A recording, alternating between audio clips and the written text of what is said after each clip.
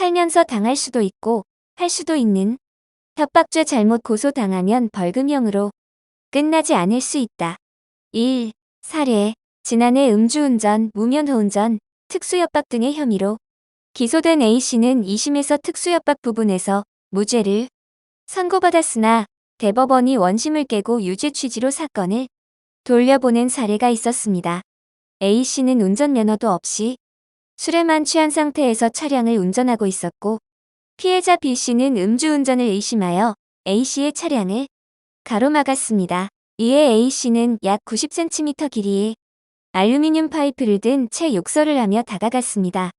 1심에서는 특수협박에 대하여 유죄를 선고하였으나 2심에서는 피해자 B씨가 파이프를 들고 있는 A씨의 모습이 무섭지는 않고 당황스러운 정도였다고 진술하였고 차량이 파손될까 하여 후진했던 것이라고 진술한 점을 들어 A씨의 행위는 일시적 분노의 표시에 불과하고 가해의 의사가 없는 것으로 판단된다며 무죄를 선고했습니다. 하지만 대법원의 최종 판결은 달랐습니다.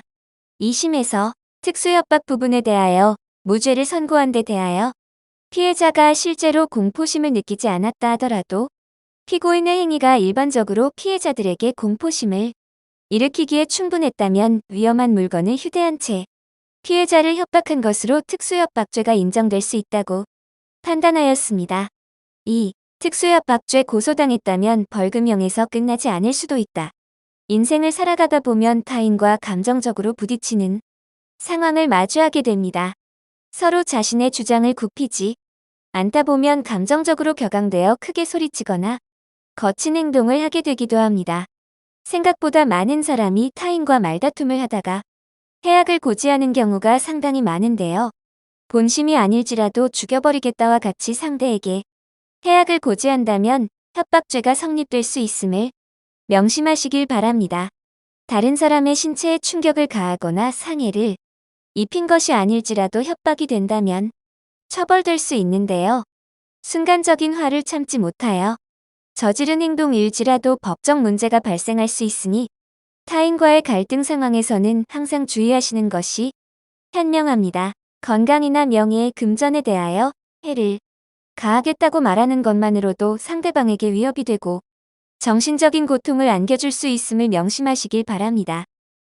협박죄가 인정된다면 3년 이하의 징역이나 500만 원 이하의 벌금형에 처해질 수 있습니다. 협박죄와 비슷한 죄목에는 공갈죄나 강도죄를 들 수 있는데요.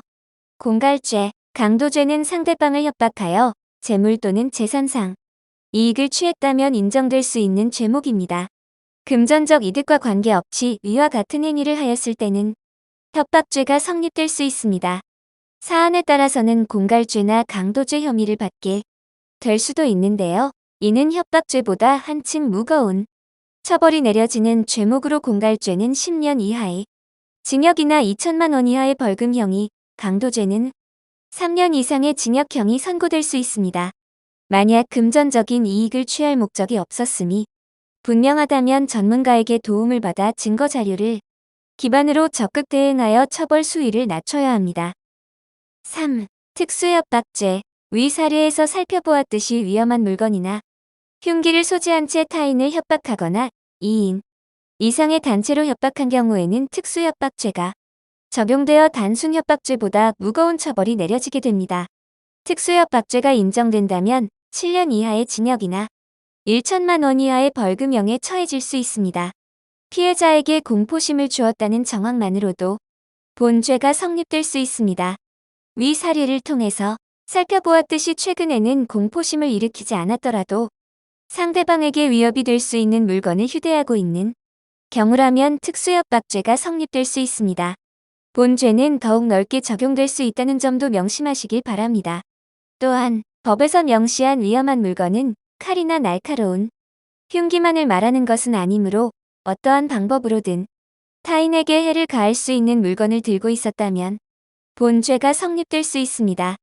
술잔이나 핸드폰도 당시 상황에서 상대방에게 위해를 가하거나 재물을 손괴할 수 있는 물건으로 판단되면 위험한 물건으로 인정될 수 있습니다. 그렇기에 특수협박죄 혐의를 받게 되었다면 반드시 형사 전문 변호사에게 도움을 요청하시는 것이 현명합니다.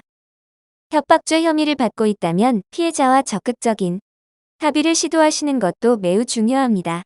단순 협박죄는 반의사불벌죄에 해당하기에 원만한 합의를 이뤄 피해자가 처벌 불원 의사를 밝힌다면 처벌을 피하게 될 수도 있습니다.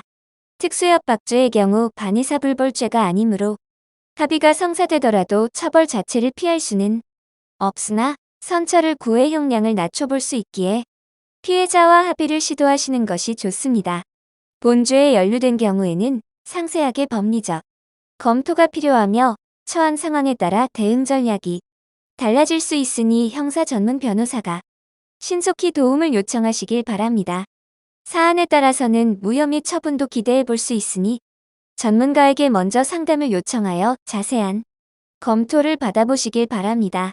법률사무소 AL에서는 관련 사건 경험을 다수 보유한 형사 전문 변호사가 카카오톡을 통해 무료로 법률 상담 서비스를 제공해드리고 있습니다.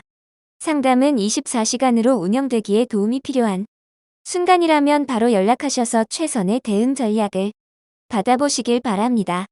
형사사건은 신속하게 대응해야 재판을 유리하게 끌어갈 수 있습니다. 이 점을 명심하시고 지금 바로 아래 이미지를 클릭하여 카카오톡을 통해 무료 법률 상담을 받아보시길 바랍니다.